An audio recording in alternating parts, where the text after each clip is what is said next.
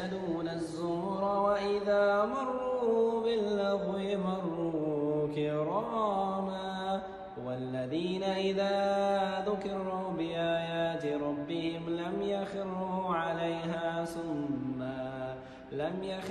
عليها سما وعيانا. Bu yigiti tanadыңızmı?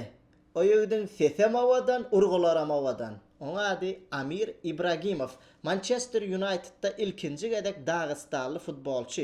2008-nji ýylyň 2 aprelinde Dağıstanyň Mahaçkala şäherinde doğulan Amir eýýäm kiçi ýaşlaryndan futbola bolan howesini, ihlasini, potensialini görkezmek başarýa. Şeýlelikde ony Angliýa Sheffield United klubynyň ýaşlar akademiýasyna alyp gitdiler. Ol ýerde bolsa şeýle bir netijeli oýunlar görkezýär, hatda özünden uly ýaşly oglanlar arasynda çykyş etdi. Onu gören Manchester United'ın scoutlary derrew United'ın ýaşlar akademiýasyna goşýarlar. Aňyrda hem 2 ýyl gowy özüni kämilleşdirýär. Ýa-ni ýakynda bolsa Amir İbragimov Manchester United bilen professional kontrakt baglanşdy.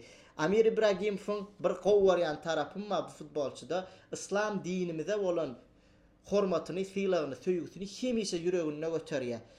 Hatta kontrakt baglansanda aşağıdan alhamdulillah dip bellek geçti. Nesip bolsa oglanlar bu futbolçuň adyny tutuş dünýäde eşder. Siz nähili pikirde Amirin geljegine nähili baha berýäňiz?